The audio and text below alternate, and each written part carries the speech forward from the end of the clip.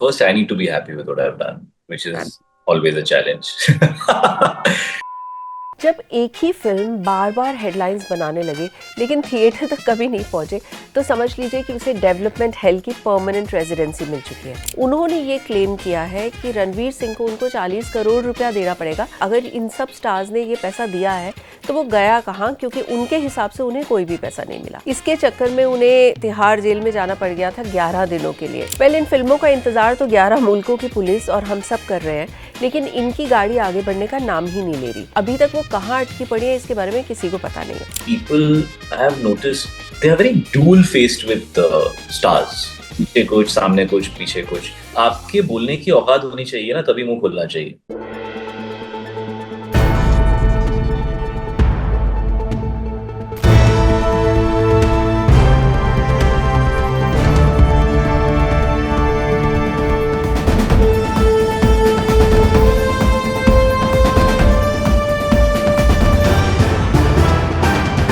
The Right Angle with Sonal Kalra.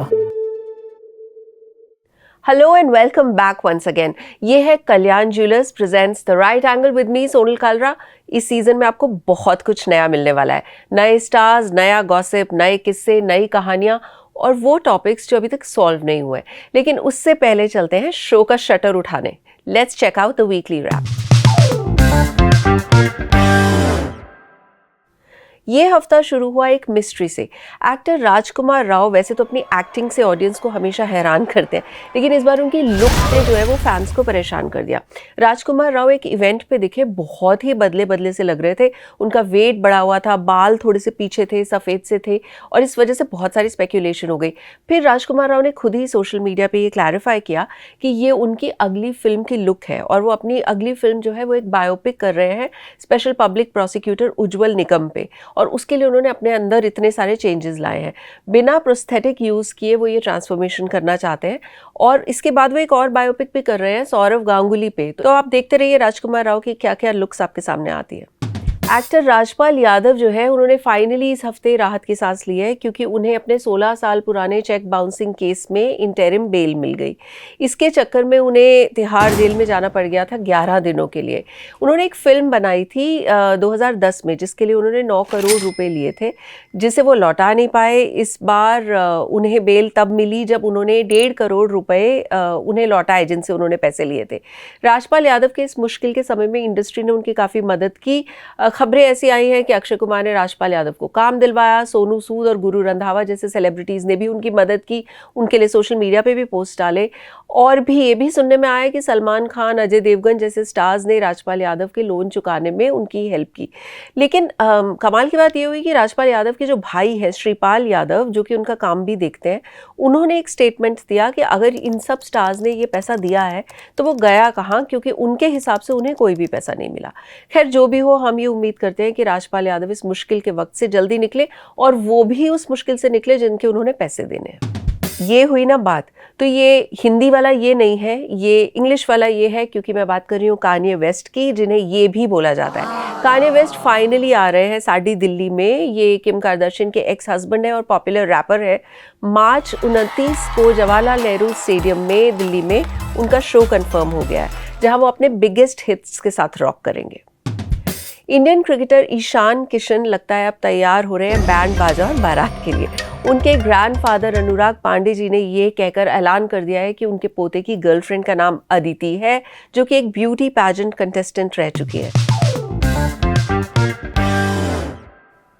तो अब आते हैं अपने सॉल्व्ड बाय सोनल सेगमेंट पे।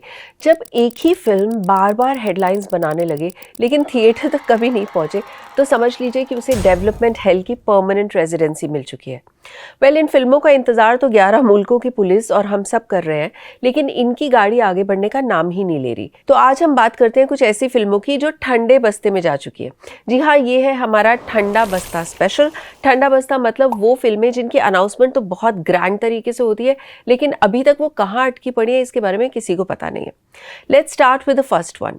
आपको याद है जब डॉन 2 फिल्म का जो लास्ट सीन था, उसमें शाहरुख खान जिस बाइक पे एंट्री मारते हैं ना, उसकी नंबर प्लेट पे देखा होता है डॉन 3, लेकिन इस डॉन 3 की आज तक हमें शक्ल देखने को नहीं मिली है। डॉन और डॉन 2 शाहरुख खान के साथ बनाने के बाद फरहान अख्तर पर डॉन 3 बनाने का जो प्रेशर है वो बहुत ज़्यादा था। 2023 में एक टीज़र के साथ उन्होंने फाइनली एक ग्रैंड अनाउंसमेंट कर दी कि डॉन 3 बन रही है और उसे शाहरुख खान तो नहीं कर रहे लेकिन रणवीर सिंह कर रहे हैं लीड रोल में।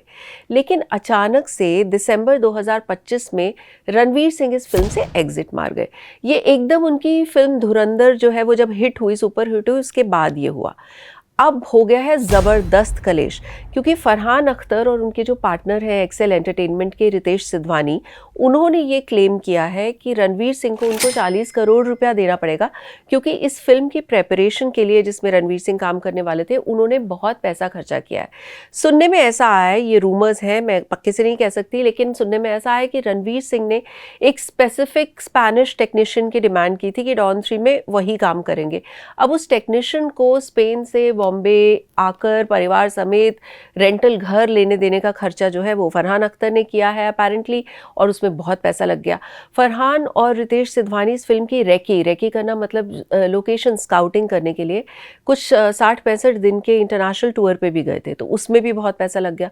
तो फरहान अख्तर का कहना है कि जब हमारा इतना सारा पैसा लग चुका है और रणवीर सिंह पिक्चर छोड़ रहे हैं तो उन्हें ये पैसा लौटाना चाहिए। रणवीर सिंह का हाउएवर ये कहना है कि जब मैंने एक भी दिन की शूट नहीं की तो मैं किस बात के पैसे दूं। खैर, झगड़ा इतना बढ़ गया कि इन दोनों ने प्रोड्यूसर्स गिल्ड ऑफ इंडिया के सामने एक मीटिंग अटेंड की। रणवीर ने ये कहा कि फरहान डॉन 3 को लेके कभी सीरियस थे ही नहीं। जब उनका करियर अच्छा नहीं चल रहा था तो फरहान इस फिल्म को टालते जा रहे थे। उन्होंने ये भी क्लेम किया है कि फरहान तो उनको बिना बताए ये पिक्चर ऋतिक रोशन के पास लेके चले गए थे, जिसे ऋतिक रोशन ने डिनाई किया है। और जैसा कि मैंने आपको बताया कि फरहान का ये कहना है कि रणवीर ही स्क्रिप्ट को डिले कर रहे थे और इनके बीच उनका प्री प्रोडक्शन का खर्चा चलता जा रहा था। तो एज आई सेड, ये कलेश बहुत बड़ा हो गया। अब सुनने में ये आ रहा है कि फरहान अब अपनी दूसरी फिल्म पे काम करेंगे। फिलहाल डॉन 3 ठंडे बस्ते में चले गई है। कमाल की बात यह है कि जो दूसरी फिल्म है वो भी एक ठंडा बस्ता स्पेशल है, बिकॉज वो काफ़ी टाइम से ठंडे बस्ते में ही पड़ी हुई है। मैं बात कर रही हूँ जी ले ज़रा की, जिसे फरहान अख्तर डायरेक्ट और प्रोड्यूस दोनों कर रहे हैं। 2021 में उन्होंने अनाउंसमेंट की थी इस फिल्म की, जिसमें प्रियंका चोपड़ा, कटरीना कैफ और Alia Bhatt like a casting coup जिनके साथ वो काम करने वाले थे। फरहान ने जैसे ज़िंदगी मिलेगी ना दोबारा या दिल चाहता है टाइप की फिल्में बनाई हैं, जिसमें there is a lot of bromance, ये मेल फ्रेंड्स जो है आपस में ट्रिप में जाते हैं, उसके बारे में फिल्में थी। तो ये कहा जा रहा था कि ये उसी का फीमेल इक्विवेलेंट है जी ले ज़रा। पर अब इतने सालों से सब लोग ये सवाल पूछ रहे हैं कि इस फिल्म को वो कब बनाएंगे। उम्मीद की किरण दिख रही है, लेकिन जी ले ज़रा अभी तक ठंडे बस्ते में ही पड़ी हुई है, बिकॉज ये तीनों एक्ट्रेसेस अलग अलग बहुत सारी फिल्मों में बिजी है। अब बात करते हैं हेरा फेरी 3 की, जो अपने टाइटल पे पूरी तरह से खरी उतर रही है। हेरा फेरी 3 एक बार नहीं बल्कि 2 बार अनाउंस हुई थी। पहला अनाउंसमेंट हुआ था 2015 के आसपास। इस वर्जन को नीरज वोरा लिख रहे थे और उन्हीं का नाम डायरेक्शन के लिए भी बताया जा रहा था। इस बार भी फिल्म में परेश रावल तो बाबूराव के रोल में थे, लेकिन अक्षय कुमार नहीं थे और उनकी जगह जॉन एब्राहम और अभिषेक बच्चन को नए लीड्स के तौर पे अनाउंस किया गया था। लेकिन फिर नीरज वोरा की 2017 में डेथ हो गई और ये फिल्म चली गई थी ठंडे बस्ते में। काफ़ी सालों के बाद मेकर्स ने फिर डिसाइड किया कि चलो हेरा फेरी फ्रेंचाइजी को वापस लाते हैं। वो लोगों को बहुत ज़्यादा प्यारी है वो फिल्म। इस बार जो ओरिजिनल ट्रायो है, अक्षय कुमार, सुनील शेट्टी और परेश रावल, ये हेरा फेरी 3 से वापस आ रहे थे with the OG director Priyadarshan, जो इसे डायरेक्ट करने वाले थे। लेकिन फिर यहाँ से नया पंगा चालू हुआ। खबर ये आई कि परेश रावल ने सडनली इस फिल्म को छोड़ दिया। उसके बाद ये भी खबर आई कि अक्षय कुमार ने, जिन्होंने जो प्रोड्यूसर भी हैं अब इस फिल्म के, क्योंकि इस फिल्म के प्रोड्यूसर फिरोज नाडियाडवाला से अक्षय कुमार ने इसके राइट्स खरीद लिए थे, तो अक्षय कुमार ने कुछ पैसा स्पेंड किया था टीजर और अनाउंसमेंट वगैरह के ऊपर, तो उन्होंने परेश रावल को सू करने की न्यूज़ दी। उसके बाद कुछ बंद कमरे में परेश रावल और अक्षय कुमार की मीटिंग्स हुई और फिर ये खबर आई कि परेश रावल इस प्रोजेक्ट में वापस आ गए। लेकिन अब हो गया एक लेटेस्ट पंगा। HD सिटी को पता चला एक्सक्लूसिवली कि साउथ के एक प्रोड्यूसर GP विजय कुमार, उन्होंने ये क्लेम किया है कि हेरा फेरी के राइट्स जो है वो एक्चुअली उनके पास है। उन्होंने ये rights original Malayalam film Ramaji Rao, जिस पे हेरा फेरी 1 बनी थी, उनके प्रोड्यूसर्स से ख़रीदे थे और उनसे ख़रीदे थे फिरोज़ नाडियाडवाला ने, लेकिन वो राइट्स सिर्फ हेरा फेरी का एक वर्जन बनाने के थे। उसके बाद फिरोज़ नाडियाडवाला ने राइट्स ना होते हुए भी अपेरेंटली वर्जन 2 बना लिया, लेकिन अब जब उन्होंने वर्जन 3 बनाने की बात की तो ये जीपी विजय कुमार पहुंच गए मद्रास हाई कोर्ट। इनका कहना है कि जो राइट्स फिरोज़ नाडियाडवाला के पास है ही नहीं, वो उसे अक्षय कुमार को कैसे बेच सकते हैं। अब अक्षय कुमार के production house Cape of Good Films का ये कहना है कि भैया हमने तो पैसे दे के राइट्स खरीदे हैं और इस नॉलेज में खरीदे हैं कि वो राइट्स फिरोज़ नाडियाडवाला के पास है। खैर, इन सब से ये खिचड़ी पूरी पूरी पक गई है और हेरा फेरी 3 फिर से ठंडे बस्ते में चली गई है। Like a professional that he is, Akshay Kumar continues to shoot for Welcome to the Jungle, जो कि फिरोज़ नाडियाडवाला की ही प्रोडक्शन है। लेकिन ये इतने लीगल हैसल्स हो चुके हैं इसके ऊपर कि फैंस को ये बता दें कि अभी हेरा फेरी 3 के बारे में कोई नई खबर नहीं है। हम आपको बताते बताते थक जाएंगे, लेकिन ये ठंडे बस्ते वाली जो फिल्में हैं ना, इनकी लिस्ट ख़त्म नहीं होगी। आलिया भट्ट की यशराज फिल्म्स के अंडर बन रही एक फिल्म है स्पाई ड्रामा अल्फा। ये भी ठंडा बस्ता तक पहुंच चुकी है क्योंकि वीएफएक्स का रीज़न देकर या कोई भी और रीज़न देकर अभी तक ये फिल्म अटकी हुई है। रिलीज़ का कुछ अता पता नहीं है। कार्तिक आर्यन और डायरेक्टर अनुराग बासु की एक रोमांटिक फिल्म है जिसे अनऑफिशियली आशिकी 3 कहा जा रहा था। उसका नाम अनाउंस नहीं हुआ था क्योंकि आशिकी 3 के राइट्स शायद किसी और के पास है, लेकिन उसे कार्तिक आर्यन ने कहते हैं कि खुद ठंडे बस्ते में डाला हुआ है, क्योंकि ऐसा सुनने में आया कि जो कोरियन फिल्म पे मोहित सूरी की सैयारा बनी थी, उसी फिल्म से इंस्पायर होकर कार्तिक और अनुराग बासु की फिल्म भी बन रही थी। अब सैयारा तो हो गई सुपरहिट, तो अब Kartik Aaryan has taken a step back and maybe script में चेंजेस हो रहे हो। टी सीरीज के फाउंडर गुलशन कुमार की लाइफ पे बन रही एक फिल्म मुगल, जिनको उनके बेटे भूषण कुमार बना रहे थे टी सीरीज में, वो पहले अक्षय कुमार के साथ अनाउंस हुई, फिर आमिर खान के साथ अनाउंस हुई, लेकिन उसके बाद भी वो फिल्म आगे नहीं बढ़ी और अभी तक स्क्रिप्ट के इश्यूज को लेकर वो एक बड़े क्वेश्चन मार्क के साथ ठंडे बस्ते में सेट बैठी हुई है। और तो और धूम 4, जो हर थोड़े दिन के बाद एक अनाउंसमेंट आ जाती है कि अब धूम 4 इस बार बन के रहेगी। धूम 3 2013 में आई थी। जरा सोचिए 13 साल के बाद भी ये स्पेक्यूलेशन चलती है। कभी प्रोडक्शन हाउस ने कुछ अनाउंस नहीं किया, लेकिन फैंस में और सोशल मीडिया में स्पेक्यूलेशन चलती है कि अभी धूम 4 ये एक्टर कर रहा है, नहीं तो धूम 4 कोई और एक्टर कर रहा है। कभी कहते हैं रणबीर कपूर उसमें विलन बनेंगे, तो कभी कहते हैं कि इस साल तो बस फ्रोज पे चली ही जाएगी। तारीख पे तारीख मिलती जा रही है। मिलॉर्ड बस नहीं मिल रही तो एक प्रॉपर फिल्म। ये सारी कहानियों का एक कॉमन थ्रेड ये है कि फिल्मों की दुनिया जो है ना, उसमें आइडिया होना काफ़ी नहीं होता, उस आइडिया को ज़मीन पे उतारना जो है ना, वो असली जंग होती है। इंडिया और पाकिस्तान का क्रिकेट मैच जो हुआ इस हफ्ते, उसका रिजल्ट वही आया जिसकी अब हमें आदत पड़ चुकी है। लेकिन बॉर्डर पार के लोग जब इस रियलिटी को एक्सेप्ट कर लें, तब उनके जज्बात देखने में जो मज़ा आता है ना, उसका कोई मुकाबला नहीं है। राज कबड्डी लाइव नाम के एक इंस्टाग्राम पेज पे एक क्लिप डला जिसमें एक आदमी पाकिस्तान की जर्सी पहने हुए एबीपी लाइव से बात कर रहा है। वो पता नहीं सचमुच में पाकिस्तानी है या नहीं, लेकिन वो पाकिस्तान की जर्सी पहने हुए है और वो इतना रोस्ट कर रहा है पाकिस्तान को, वो भी खूब हंसते हंसते, कि वो मज़ा आ जाएगा। ज़रा आप पहले ये वायरल वीडियो देखिए। हमने अपनी मर्जी की पिच पे खेल के देख लिया, आपको इंडिया से यहाँ बुला लिया, सब कुछ कर लिया। और यही पहले से सभी लोग बोल रहे थे, जितने लोग पाकिस्तान से आए थे पाकिस्तान टीम को सपोर्ट करने, कि इस बार तो कंडीशंस भी अलग। यही मैं कह रहा हूँ ना, मतलब इस कंडीशंस में भी हम आपको नहीं हरा पाए, तो अब शायद अभी हमें चांद पे जाके आपसे खेलना पड़ेगा, और चांद पे तो आप ही जा सकते, हम तो जा भी नहीं सकते।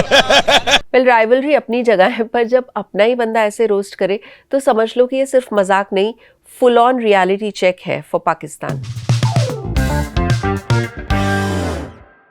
और अब हम आते हैं Kalyan jewellers presents the jewellery story segment पे। ये एक नया सेगमेंट है जो हमने इसी सीजन से स्टार्ट किया है। फरवरी तो होता ही है साल का सबसे रोमांटिक मंथ, और इसमें जो रिंग्स का आदान प्रदान जो होता है ना, वो एक आम बात है। पर क्या आपको पता है कि सबसे बड़ा प्लॉट ट्विस्ट क्या है इस बार की ज्वेलरी स्टोरी में? रिंग जो है वो अब सिर्फ प्रपोजल का सिंबल नहीं है, बल्कि सेल्फ लव और दोस्ती का सिंबल भी बन चुकी है। Welcome to the era of pinky ring. Kylie Jenner, Dua Lipa और तमन्ना भाटिया जैसे सेलिब्रिटीज़ ने रेड कार्पेट पे सबसे छोटी उंगली, जिसको पिंकी फिंगर भी कहा जाता है, उस पर रिंग पहन ली और एक नया ट्रेंड शुरू कर दिया। Well, there is a fun trivia to it. Historically pinky ring जो है वो यूरोप के एरिस्टोक्रेट्स के लिए लिनिएज और स्टेटस का सिंबल हुआ करता था। अमेरिका और ब्रिटेन में लॉयर्स और बिजनेसमैन इसे क्वाइट आइडेंटिटी मार्कर के तौर पे भी इस्तेमाल करते थे। आज इसका मतलब पूरी तरह से फ्लिप हो चुका है। विमेन पिंकी रिंग्स खुद को गिफ्ट कर रही हैं to celebrate promotions, financial independence, नया घर खरीदना, सोलो ट्रिप्स या बस एक टफ फेज का एंड होना। 1993 की एक रात, मुंबई के वर्सोवा में एक अपार्टमेंट की बालकनी और फिर एक हादसा जिसने पूरे बॉलीवुड को हिला के रख दिया। इस season 3 of the right angle से हम एक नया सेगमेंट शुरू कर रहे हैं जिसका नाम है केस फाइल्स। इसमें हम हर हफ्ते बात करेंगे किसी न किसी ऐसे पेचीदा केस की जिसने लीगल या क्रिमिनल होने की वजह से बॉलीवुड को पूरा शेकअप कर दिया था। तो दिव्या भारती सिर्फ 19 साल की थी, लेकिन 3 साल के करियर में ही उन्होंने हिंदी और तेलुगु सिनेमा दोनों में अपना नाम बना लिया था। दीवाना से उन्हें ओवरनाइट सेंसेशन कहा जाने लगा। शोला और शबनम, विश्वात्मा, दिल का क्या कसूर, दिल आशना है जैसी फिल्में जो बैक टू बैक हिट्स थी उसमें वो स्टार कर रही थी और उनकी एक जो स्क्रीन प्रेजेंस और इनोसेंस थी वो एक कंप्लीटली रेयर मिक्स था। 5 अप्रैल 1993 को वो खौफनाक रात वर्सोवा के उनके 5th फ्लोर के फ्लैट में एक छोटी सी गैदरिंग के दौरान हुई। वहाँ फैशन डिज़ाइनर नीता लुला और उनके हस्बैंड भी मौजूद थे। पार्टी के बाद दिव्या बालकनी पर गईं। रिपोर्ट्स के मुताबिक वो नीचे किसी गाड़ी को देख रही थी और अगले ही पल उनका बैलेंस बिगड़ा और वो फिर बालकनी से नीचे गिर गई। नेबर्स ने चीखने की आवाज़ सुनी और तुरंत कूपर हॉस्पिटल उनको ले जाया गया बॉम्बे में, लेकिन डॉक्टर्स उन्हें बचा नहीं पाए, उन्हें डेड डिक्लेयर कर दिया गया। ऑफिशियल वर्जन इसे एक्सीडेंटल डेथ बताता है। इस ट्रेजेडी के बाद सबसे ज़्यादा चर्चा उनके husband film producer Sajid Nadiadwala को लेकर हुई। दोनों ने उसी साल सीक्रेट मैरिज की थी, जो ज़्यादा लोगों को उसके बारे में पता नहीं था। साजिद उस रात घर पे नहीं थे, किसी काम से बाहर गए हुए थे। कुछ रिपोर्ट्स ने ये कहा कि साजिद के घर पहुंचने से पहले ही हादसा हो चुका था। इस वजह से कई लोगों ने उनके लेट अराइवल को भी काफ़ी सारी कॉन्स्पिरेसी थ्योरीज के साथ जोड़ दिया, जबकि पुलिस इन्वेस्टिगेशन में उनके खिलाफ कोई रॉन्ग डूइंग नहीं मिली। उस रात मौजूद लोगों के स्टेटमेंट्स भी टाइम के साथ कॉन्ट्रोडिक्टरी रहे। कुछ लोगों ने इमोशनल स्ट्रेस का जिक्र किया कि दिव्या भारती बहुत स्ट्रेस से गुजर रही थी। कुछ ने कहा कि अल्कोहल कंजम्पशन उसका रीज़न थी, शायद ज़्यादा ड्रिंक कर लिया था, और कुछ ने इस बात को एक बहुत ही अनफॉर्चुनेट एक्सीडेंट बताया कि पैर फिसला। पुलिस ने इस केस को एक्सीडेंटल डेथ कहा फाइनली और क्लोज कर दिया, लेकिन फैंस और पॉप कल्चर के लिए दिव्या भारती की जो कहानी है वो वहीं पे थम गई। दिव्या का इम्पैक्ट इतना था कि उन्होंने बहुत कम उम्र में और बहुत ही कम वक्त में एक एरा को डिफाइन कर दिया था। आज भी जब उनकी फिल्मों के क्लिप्स रील पे वायरल होते हैं तो एक ही सवाल बार बार उभर के आता है कि इतनी यंग, इतनी सक्सेसफुल और फिर सडनली एक रात का हादसा, आखिर उस बालकनी पे उस रात क्या हुआ था। दिव्या भारती उस वक्त सिर्फ 19 साल की थी। अगर वो जिंदा होती तो इसी महीने 25 फरवरी को वो 52 ईयर्स की हो गई होती। We just hope wherever she is found peace. तो वीकेंड पे क्या देखें इस बार OTT में, इस बारे में बहुत चर्चा रहती है, सोशल मीडिया पे लोग परेशान रहते हैं। तो हमने एक सेक्शन स्टार्ट किया है इस सीज़न से जिसका नाम है सोनल रेकमेंड्स। मैं वीक डे पे ही टाइम निकाल के कुछ बढ़िया सा आपके लिए ढूंढ दूंगी और फिर आपको रेकमेंड कर दूंगी वीकेंड पे देखने के लिए। मेरी पहली रिकमेंडेशन इस हफ्ते है एक के ड्रामा जो कि नेटफ्लिक्स पे अवेलेबल है। उसका टाइटल है माई मिस्टर। ये एक बहुत ही इमोशनल सा ड्रामा है। वैसे सारे कोरियन ड्रामा इमोशनल होते हैं, पर वो खास ही इमोशनल है। कहानी है एक मिडिल एज्ड इंजीनियर की जो काम और शादी के इश्यूज को लेके जूझ रहा है, और एक यंग लड़की की जो पॉवर्टी और लोनलीनेस से लड़ रही है। दोनों के बीच में कोई टिपिकल रोमांस नहीं होता, लेकिन एक बहुत ही क्वाइट सा बॉन्ड डेवलप हो जाता है। इस ड्रामा की राइटिंग जो है वो बहुत रियलिस्टिक है और परफॉर्मेंसेस बहुत ही ज़्यादा पावरफुल है। आई रियली होप कि आपको वीकेंड में माई मिस्टर देखने में मज़ा आएगा। और अब आते हैं OTT मीटर पे, जो हमारे साथ पार्टनरशिप में करते हैं सी वोटर। तो लास्ट सीजन में भी आपने ये सेगमेंट देखा होगा जिसमें हम OTT की जो रिलीजेस हैं उनका परसेप्शन और इम्पैक्ट स्टडी करते हैं। ये एक 100% अनबायस्ड ओपिनियन है लोगों की जो कि इन फिल्मों को OTT पे देखते हैं। And this is brought to you by C voter. In this segment we focus on the buzz around a certain release, the conversation that it achieves, and of course the real ratings when it finally releases. आज हमारे OTT meter के scanner के radar पे है Ranveer Singh starrer magnum opus Dhurandhar. हमने धुरंधर को इसलिए भी चुना बिकॉज धुरंधर को बहुत लोगों ने सिनेमा हॉल्स पे देखा है। तो हम ये देखना चाहते थे कि जब कोई फिल्म सुपरहिट हो जाती है सिनेमा हॉल्स पे तो क्या उसकी OTT व्यूइंग पे इसका इम्पैक्ट पॉजिटिव या नेगेटिव पड़ता है या नहीं।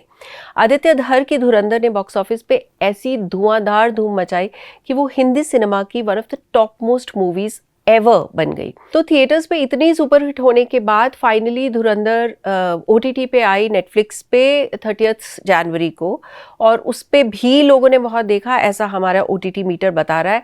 द बज that was generated around this film was a solid 91%. The conversions were also very, very impressive, which was 88%. And the overwhelming love for the film translated into a very strong audience rating also of 4.4 out of 5. तो धुरंधर ने तो ये बता दिया कि अगर कोई film अच्छी है, आप उसे सिनेमा हॉल पे देख भी आए हैं, तो भी जब वो OTT पे आएगी तो आप उसे देखना पसंद करेंगे। धुरंधर has hit the ball out of the park again. इस हफ्ते के ऑन कॉल विद सेगमेंट में मेरे साथ एक ऐसे एक्टर जुड़ रहे हैं जिनके बारे में कहा जाता है कि उन्हें कोई ऐब नहीं है, लेकिन जब वो एक बहुत सारे ऐब वाला कोई कैरेक्टर करते हैं ना तो उसमें इतनी इंटेंसिटी ले आते हैं कि वो रियलिज्म का बाप बन जाता है। मैं बात कर रही हूँ शाहिद कपूर की, जिनकी एक बहुत ही इंटेंस फिल्म ओ रोमियो अभी अभी फिलहाल में ही रिलीज हुई है। Hi Shahid, welcome to the right angle. Thank you so much. Thank you so much for having me. It's a pleasure. तो शायद ये ओ रोमियो जो है ये आपकी 4th आउटिंग है विशाल भारद्वाज के साथ। आपने रंगून की, हैदर की, कमीने की, तो क्या अब उनके साथ ऐसी बॉन्डिंग हो चुकी है कि जब विशाल भारद्वाज कॉल करते हैं आपको फिल्म के लिए तो स्क्रिप्ट भी मैटर नहीं करती? I mean, in spirit, I would say yes to your answer. But from a professional standpoint, and to be completely honest, no. I don't think any artist can truly give themselves to something unless they connect with it. I think you have to connect with the material. You have to connect with the filmmaker's vision. You have to connect with the filmmaker aesthetically. There has to be a connection. As mature, creative people who have been in the business for a long period of time, of course, sir is very senior to me, but I mean, I've been doing this for 23 years now. It's very important to have that honesty towards each other, because material can travel in different ways, but if as a creative person you are not connecting to the material, then it's wrong on your part to do it for other reasons, because then you'll never be as honest as you should be. You won't connect with it in that manner, and that is unfair to everybody else who might really be connecting with it in that manner. And then we have a wonderful cast, so of course when you have wonderful actors next to you, the scenes just become fun. Like special mention for my scenes with Nana Patekar sir. I mean we've just had some amazing scenes together in this film, and his character is also funny and scary at the same time, so we had that in common, and we had a lot of fun with it. And talking of Nana Patekar, unka, if you can elaborate on the experience that you had with the legend Nana Patekar.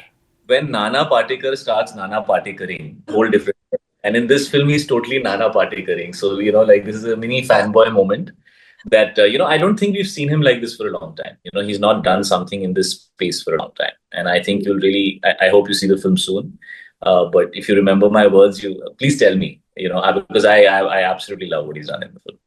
अरे हमने देख लिया शाहिद, हमें तो बहुत बढ़िया लगी। I hope आपके सारे फैंस को भी पसंद आएगी।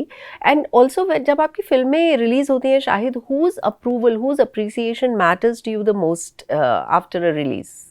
First, I need to be happy with what I've done, which is always a challenge. Of course, even above me is the filmmaker, the director that I've worked with. If he is not satisfied with what I've done, then there's no point of the entire experience. I feel I should be able to contribute, add value, be a collaborator, and give him more than what he wanted. I mean, that is the endeavor as an actor, that I should be able to add to what he had visualized. So for me, of course, the filmmaker is number one. Beyond that, I have a very talented family, whether it is my father or it is my mother or it is my brother or it is my wife.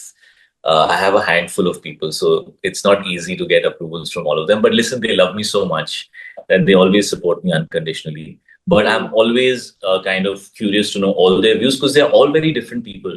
My mom is a very different person. My dad is a very different person. but I will go back to the fact that eventually I'm only interested in the audience. No fair point. Shahid अब तो आपके बच्चे भी बड़े हो रहे हैं. Your daughter Misha is 9 and your son Zain is 7 already. तो do they know that they are the children of a superstar? The minute their dad stops doing adult films, I guess, the minute their dad decides to do some, frothy stuff, which happens, right? The next one is Cocktail 2, and I did Teri Baaton Mein also, and so that kind of stuff also keeps coming in. But what really kind of ignites me as an actor, of course, is stuff that's that has shades that are not just white. You know what I mean? I mean, I'm having a lot of fun having finished a film like Cocktail. I mean, it is not about Cocktail, but I mean, working with Homi, and that experience has been very special for me, and I feel that that's again a very different shade, which I've really enjoyed doing. After a while, I've enjoyed that genre, extremely enjoyed doing that genre, and had a really, really good time. All right. शायद I have been meaning to ask you कि ये जो social media पे आजकल बहुत ही ज़्यादा negativity चलती है, people troll each other like how, and especially the celebrities. तो आप इससे कैसे डील कर रहे हैं? Like does it affect you at all? Does trolling affect you just as praise does? How do you deal with it? It's a great question, yeah, because anybody who says I'm not affected, I don't know whether they're living under a rock, and people who say that it really affects me are putting themselves in a dangerous place. When you go on a social media platform, you have no idea who, under whose name, under whose garb, under what circumstances, and for what reason is choosing to say what they say. Having said that, it's equally important as an actor for me not to live in a bubble and to have perspective on what actually people are feeling, because maybe people around you will only praise you, or maybe they are also living a privileged life and don't really know what the wider audience is feeling. So it's very important. It's very difficult. It's a very difficult journey, because you have to open yourself up, but at the same time you have to be very mindful about what you allow and how much you allow to sit in your system. And I think eventually that begins with something very simple as a concept, which is that, do you want to wake up every morning and make everybody happy, or do you want to wake up in the morning and feel happy with how you are? As an artist, if you can choose to look at it like that, then listen, hey, yeah, okay, fine, you didn't like it, okay, fine, whatever. Did I have a good time? Did it help me grow? Was it a true representation of my creative energy? Does it make me feel proud? Or do I feel like I worked hard and I achieved something? But it's very important, मैं हमेशा ही कहता हूँ, और मैं हमेशा कहते रहूंगा, चाहे लोग मुझे बोलेंगे मैं पता नहीं पुराना जमाना whatever, कि आपके बोलने की औकात होनी चाहिए ना, तभी मुंह खुलना चाहिए. ये मैंने बचपन में सीखा था. जब मेरे फादर, मॉम, मैंने बहुत कुछ देखा है बचपन में, बहुत ग्रेट आर्टिस्ट को देखा है. लोग मुंह नहीं खोलते थे उनके सामने. आजकल लोगों को बहुत बोलने की आदत हो गई है. खुद पहले देख लो आप कितने पानी में हो, फिर बात करो. और ये एक नेगेटिव सोशल ट्रेंड है. और ये ना क्या है, see you can not be negative unless you are insecure और स्कैर्ड और afraid or unhappy. So if so much negativity is coming out, I mean, it really reflects how the inner world of those people is very, very sad. So you have to keep yourself good and happy and ready to perform. That's most important. Fill yourself with positivity. Take criticism with like you take a good hit on your chin. A good fighter knows how to stand up again. Do that, but always back yourself, man. You have to back yourself. Well, that's a very sensible answer, Shahid. Shahid, what is it in a human trait? What is a human trait that makes Shahid Kapoor really, really angry? I don't like basically people I have noticed in this profession. They are very dual-faced with stars. Yeah, elaborate. पीछे कुछ, सामने कुछ, पीछे कुछ. This has always troubled me, because I don't know. It's really always troubles me. So I just feel I really appreciate authenticity and honesty. I respect people who show dissent or who disagree, and they seem to have a reason. There's a lot of rebels without a cause. कोई reason ही नहीं है, but उसने left बोला तो मैंने right बोलना है. ऐसे बड़े सारे होते हैं. But then there are people who have a reason and they are convinced of their reason and they stand by what they believe in. I actually respect that. But other than that, I just feel honesty and authenticity is very important. And Shahid, आखिर में please आप ये बताइए, हमारा signature question है कि अगर आपके इतने मिलियंस ऑफ फैंस हैं, अगर किसी को कल का शाहिद कपूर बनना है तो उसे क्या करना होगा? नहीं बनना चाहिए.